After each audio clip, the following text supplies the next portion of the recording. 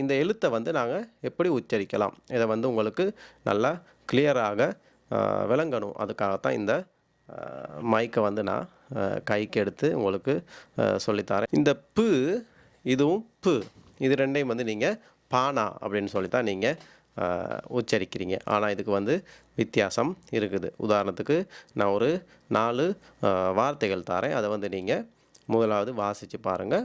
அதுக்கு பிறகு நான் வாசிக்கிறேன். அது வந்து நீங்கள் வாசித்ததோடு ஒப்பிட்டு பாருங்கள். இதில் வந்து நீங்கள் என்ன பிழையாக வாசிச்சிங்கன்னு சொல்லி. சரிதானே? முதலாவது வார்த்தை இது, 2வது வார்த்தை, 3வது வார்த்தை, 4வது வார்த்தை. சரிதானே? இதை வந்து நீங்கள் வாசிச்சிருப்பீங்கன்னு சொல்லி நினைக்கிறேன். இப்போ நான் வாசிக்கிறேன். அதை வந்து நீங்கள் பாருங்கள் என்ன வித்தியாசம்னு சொல்லி. சரிதானே? முதலாவது பல், பல். 2வது பியோங், பியோங். 3வது புல், புல். சரிதானே? 4வது வார்த்தை பி, பி. இப்போ இது நான் வாசித்ததுக்கு என்ன டிஃப்ரெண்ட் இருந்துச்சுன்னு சொல்லி உங்களுக்கு தெரிஞ்சிருக்கும்.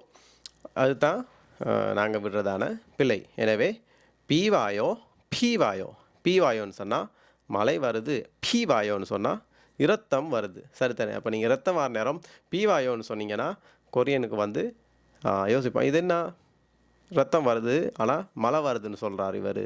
சரிதானே? அப்போ டோட்டலாகவே வித்தியாசம். டோட்டலாகவே 2 வார்த்தைகளுமே வித்தியாசம். பாதத்துக்கு பல்லுன்னு சொல்லுவாங்க. அதே மாதிரி 8ஆம் இலக்கத்துக்கு பல். சரிதானே? அப்போ 8 நிமிடங்கள் அப்படின்னு சொல்கிறதுக்கு நாங்கள் பல்பொன்னு சொன்னோன்னா அப்போ 1/4 நிமிடங்கள்னு சொல்லி வந்துடும். சரிதானே? அப்போ நாங்கள் அதை பல்பொன் அப்படின்னு சொல்லி நாங்கள் உச்சரிக்கணும். பு வந்து நார்மலாக தமிழ் மொழியில் சொல்கிற பு. சரிதானே? ஆனால் இந்த பு வந்து நாங்கள் என்ன செய்ய போகிறோம்னு சொன்னால், இந்த பு வந்து சொல்கிற நேரம் நாங்கள் வாயிலிருந்து காற்றை வந்து வெளியிட போகிறோம். உதாரணத்துக்கு நீங்கள் ஃபுன்னு சொல்லி காற்றை ஊதுறதோட இந்த ப சவுண்டை வந்து அந்த காற்றோடு சேர்த்து நீங்கள் சொல்ல போகிறீங்க. பாருங்கள், இந்த மாதிரி காற்று வந்து வெளியே வரணும். சரிதானே? இதை வந்து நீங்கள் நல்லா கவனித்து பார்த்தீங்கன்னா உங்களுக்கு கொரியன் நபர்கள் கதிக்க நேரம் கண்டுபிடிக்கலாம். எனவே பு, பு, பி, புல், பல். இந்த மாதிரி நீங்கள் வாயிலிருந்து காற்றோடு சேர்ந்து இந்த பு வந்து நீங்கள் உச்சரிக்கணும். உதாரணத்துக்கு இன்னும் ஒரு 3 உதாரணங்கள் தரேன். அதை வந்து நீங்கள் வாசித்து பாருங்கள். பியோனிஜமேசோ போதோரில் சஸ்ஸோயோ, பிகோனேசோ புக் 잤어요.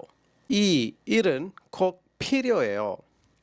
அப்போ இந்த மாதிரி இந்த எழுத்தை வந்து நீங்கள் வாசிக்கிற நேரம் பு மற்றும் பு இதை வந்து நீங்கள் கட்டாயம் வித்தியாசம் காணக்கூடியதாக இருக்கணும். அதே போல் நீங்கள் சொல்கிற நேரமும் நீங்கள் கதைக்க நேரமும் உங்களுடைய வாயிலிருந்து வர இந்த பரும் சொல்ல அந்த ப்ரொனவுன்சியேஷன் இது வந்து சரியான முறையில் நீங்கள் கையாளணும். அப்போ தான் இந்த கொரியன் மொழியை 100க்கு 100% சரியாக கதைக்கலாம்.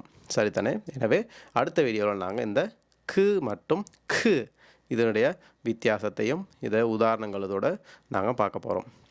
இந்த வீடியோ உங்களுக்கு பிடிச்சிருச்சுன்னு சொல்லி நினச்சிங்கன்னா நீங்கள் தொடர்ந்து இந்த சேனலோட இணைந்திருங்க. உங்களுக்கு இன்னும் இது போன்ற நிறைய தகவல்களை பெற்றுக்கொள்ளலாம். மீண்டும் சந்திப்போம். நன்றி.